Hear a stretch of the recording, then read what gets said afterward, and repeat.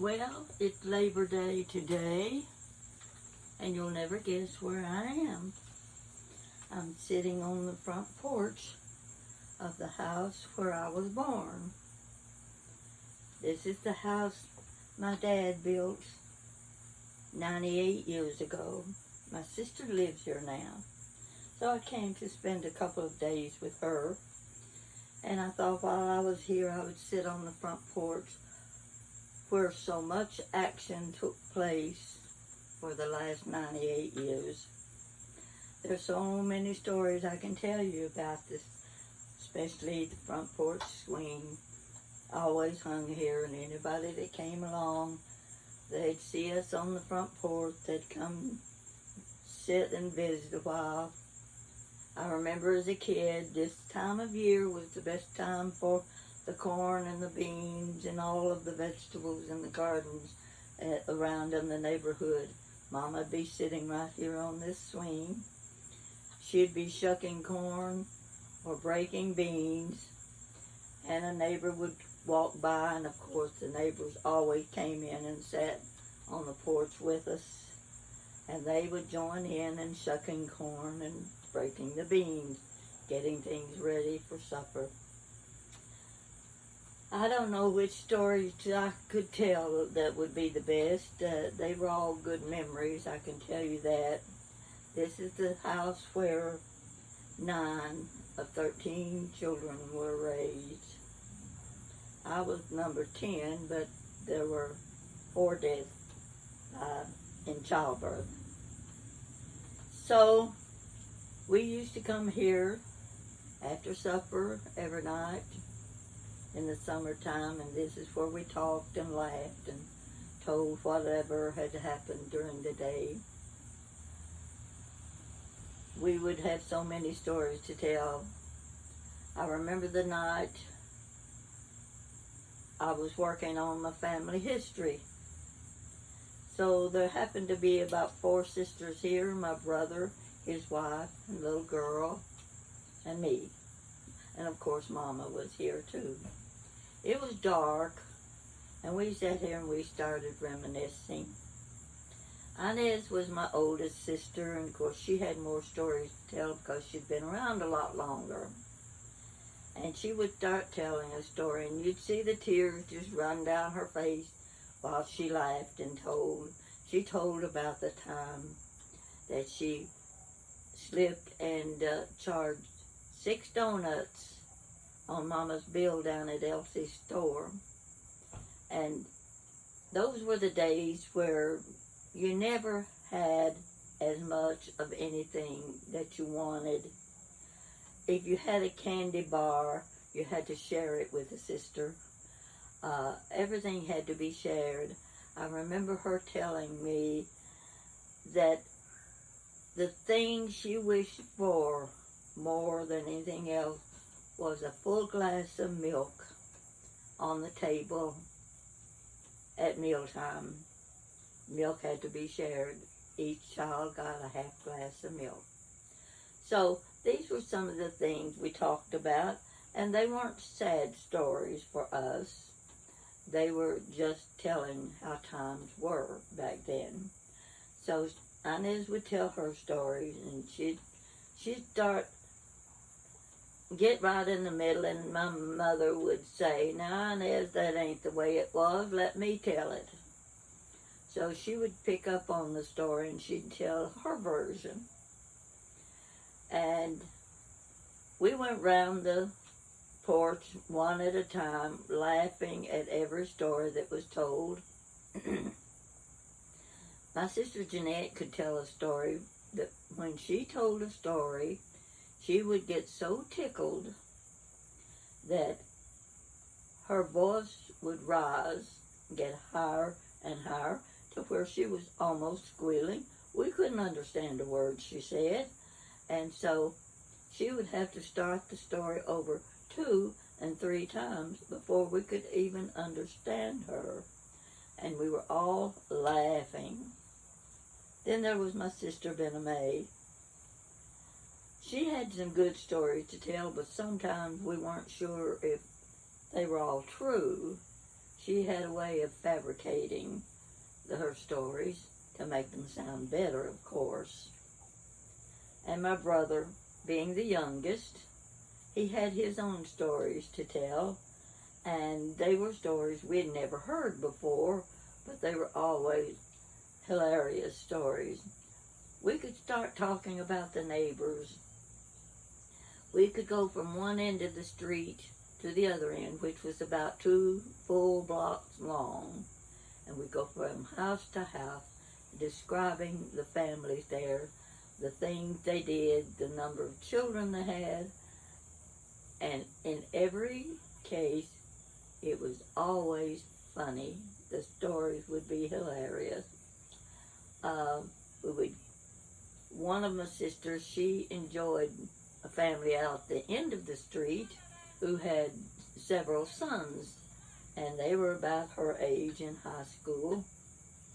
And she would go out to their house, and they had a little Victrola that they would put on the front porch, and they would play the Victrola, and that's where she learned to dance, was with the boys. Their mother was what you might call a little overly religious, and she'd be in the kitchen with the daughter washing the dishes, and she'd always be singing a hymn of some sort, and she'd get mad at the daughter, and she'd say, "Quit wiping up the floor with that dish rag, you know you're not supposed to do that." Then she'd continue singing, "I'll fly away, oh glory." That you could hear the music and the argument through the open windows as you passed going down the street. Same thing was true at our house. There was always some kind of commotion, whether we were laughing, whether we were working, or whether we were in a big argument with one of our sisters. It was a delightful time. We didn't realize it was back then. I used to get my grape-it soda. Mama'd let me buy ice cream at Elsie's store, and I'd make a soda with the grape-it. Grape-it was the best little drink you ever had. And I would get one of my books that I'd picked up at the church library, and I'd come out on the front porch in the summer, and we had a glider then on the other end of the porch, and I would read and drink my sodas every day just for something to do, because there was not too much activity for young people. If you didn't go to the gym to swim each day, you just had to stay around the house. And of course Mama wouldn't let me go to the gym to swim because none of us knew how to swim, and she was afraid if I got in the water in the swimming pool I might drown, so I never got to learn how to swim. None of us learned how to swim. That's just her old-fashioned way. There were neighbors who depended on my mother. She was always here whenever they needed to borrow something. We had a little neighbor out the street. She'd get up in the morning after she got her husband off to work. He had worked on the railroad, and all of the neighbors, wherever they worked, they walked. You didn't see very much traffic. I guess my dad was probably one of the few neighbors that had the first car on the street. But he needed the car because he needed it for transportation in his job. So Ida would come out after she'd gotten cleaned up in the morning, washed the breakfast dishes. She always curled her hair, tiny pin curls, and it was very frizzy. She wore the wire-rimmed glasses, and she'd come out and she'd tell my mother that she was getting ready to bake a cake. Could she borrow a couple of eggs? Sure, of course, Mama let her have the eggs. But the funny thing was, Ida would go to the neighbor and asked if she could borrow a cup of flour. And then she going out the street and she borrowed a cup or two of sugar. So by the time she got home, she had all the ingredients she needed to bake her cake. And that was sort of a neighborhood joke with the ladies. And all of the families that lived here raised their children here. Next door, the house you see right here, next door. I was a little girl when the family moved there. They had a son and a daughter, very small children. Today, now I'm 86 years old, so I was just about 8 or 10 years old when they moved there. Today, the daughter still lives in the house next door. So you can see the kind of neighborhood we lived in. They stayed until they died, and then the children usually took over the home place. I wanted to tell you some of the things about the front porch swing. We all loved the front porch swing. There was a time that there was a banister railing across the front, and right behind the swing there's the rest of the banister railing. Now this is when I was a little girl. Oh, in fact, I was just a toddler, and Mama said I was a good child. She never had to worry about what I was going to get into and how much trouble. But my sister was 2 years older than me, and she was so rambunctious. Mama had to watch her all the time. So she would have us out here on the front porch, and she would give me a couple of those old-fashioned clothespins that you just push together. You know, they weren't the clip kind. And I'd sit on she'd turn a large bucket upside down and set me on it, and I'd sit right there and play with my two clothespins. Well, my sister, 2 years older, Mama couldn't trust her at all. She would take a rope and tie around my sister's waist, and then she'd tie that rope to the banister railing, so that while she went through the house to check on the bread in the oven or the green beans on the stove to see if they were done yet, and she'd be in there just 2 or 3 minutes, she would come back out. I would still be sitting here on the porch playing with my two clothespins, and my sister would be gone. The rope was right there in the floor, and here again, calling the other sisters, come on, we have to go find her. She's around in the neighborhood somewhere. So everybody got together. They made the mad run, searching for the little 4-year-old. So that's the way life was here. I'm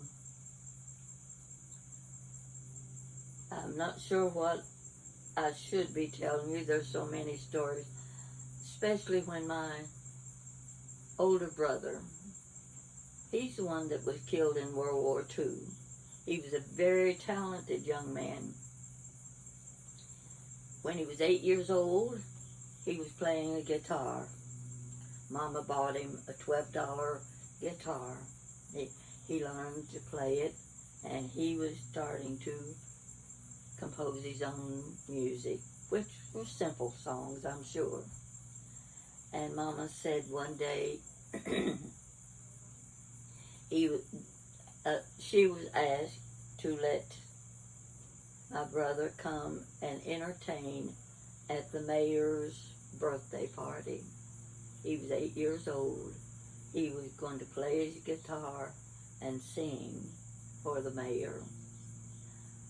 Well, growing up, it just seems common nature when you've got several siblings in a household that most of them can sing and they Their voices blend very well, and they do a lot of harmonizing.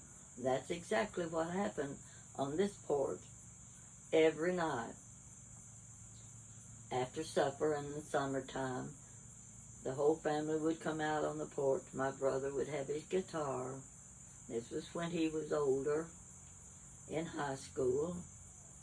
And the neighbors would hear the music coming from our front porch. And you could hear the screen doors screech and close. And every house had a front porch, and every front porch had a swing, much like ours. So the neighbors would gather on their own front porches and listen while my sisters and my brother harmonized every night. And then along about 9:30 or 10 o'clock, Mama would say, "It's bedtime, kid. Time to go to bed." So one by one, we went in the house, or they went in the house. I was still just a child. And you could hear the screen doors again screeching and closing, where the neighbors were also going to into the houses. It was bedtime for everybody. Those were good days. Mama said it would be so hot that it was just, you could hardly breathe when there was no air. And she would lie by the window in her bed. We didn't have air conditioning in those days. In fact, we didn't even have window fans. You just had to open your windows and hope for a breath of fresh air. So, after everybody went to bed, she could hear a little rustling around in the house, and it would be my brother and one of my sisters. They were slipping out of the house. They had a quilt and a couple of pillows, and they went around the house to the backyard. Our backyard was large. There was a huge poplar tree, and they would spread out the quilt, and they would lie on the quilt where it was close to the branch. You could hear the water as it trickled down through the branch and gave off a little cool air once in a while. And they would lie on the quilt at night and they would sing. And one of Mama's favorite songs they always sang, which was, you might remember it yourself, it was Eddie Arnold's Cattle Call.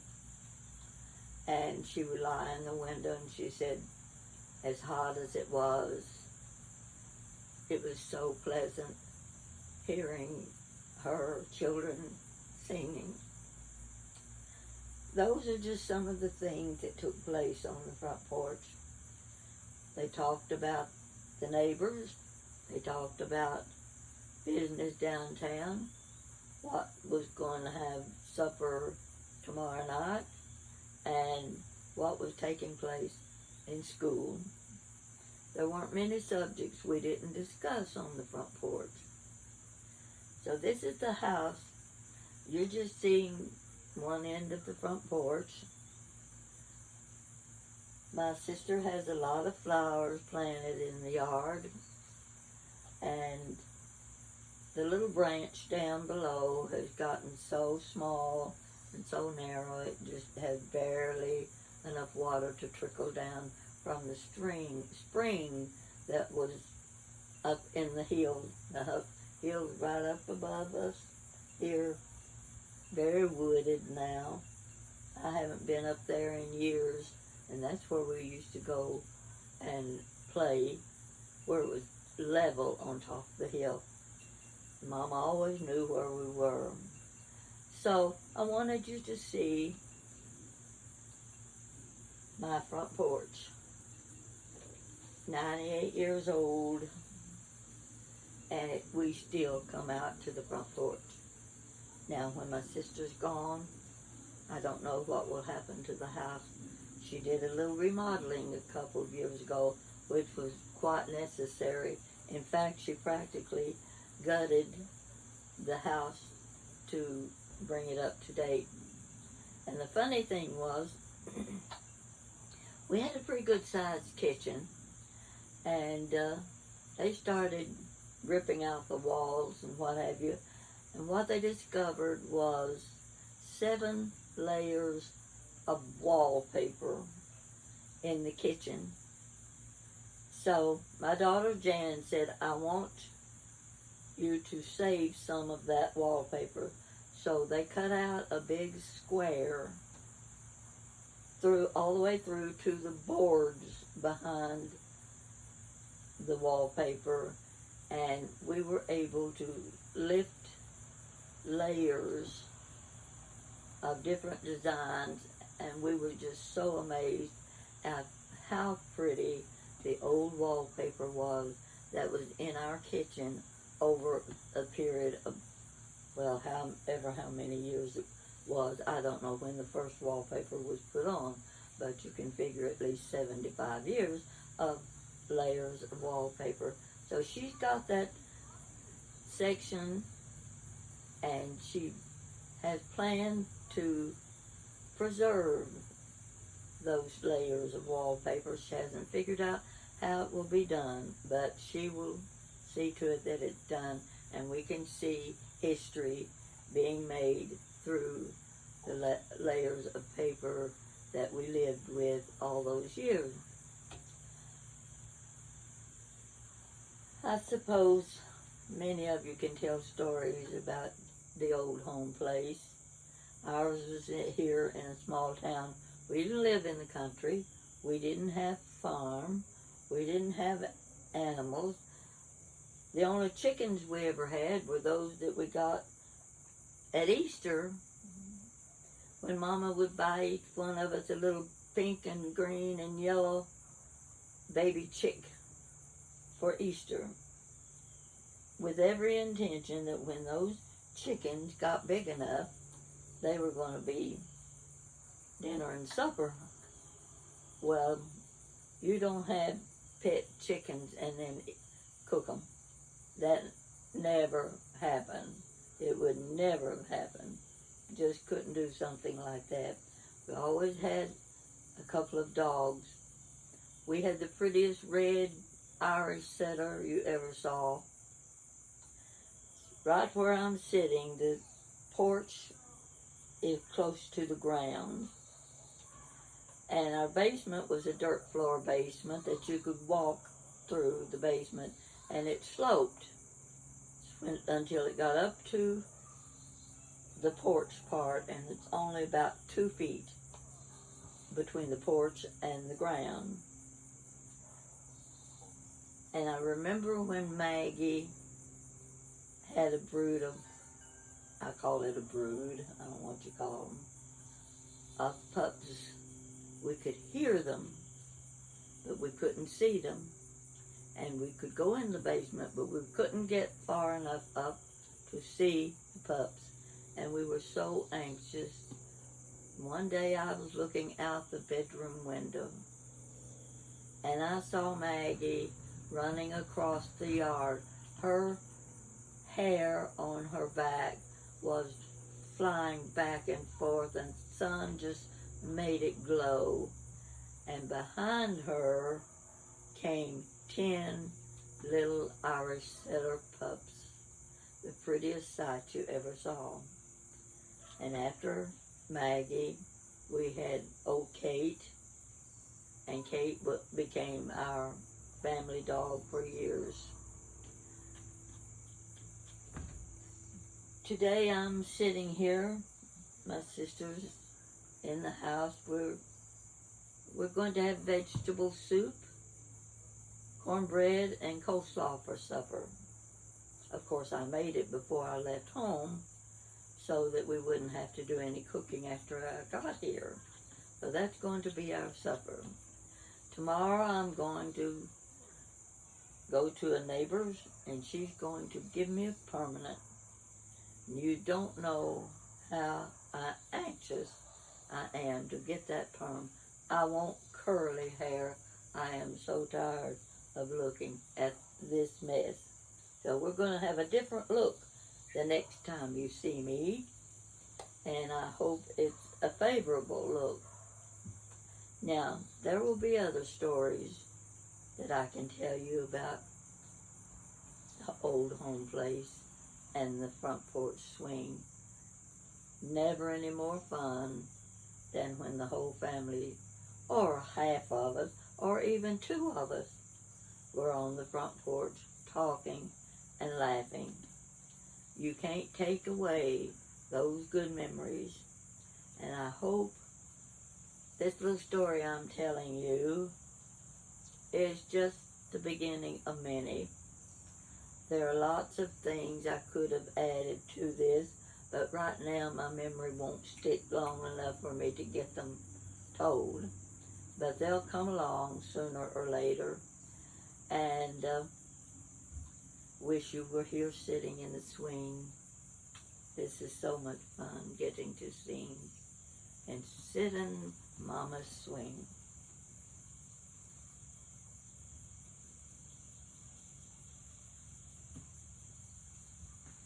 Let me know what you think about my story. And be sure and comment. Tell your friends.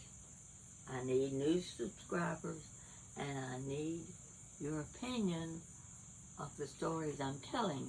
If there's something new or different you would like to hear, I'll be more than willing to do what I can. So I'm going to close out on this, and this time I don't have my clicker. I didn't bring my clicker with me, so we're going to have to do this by hand. So see you later.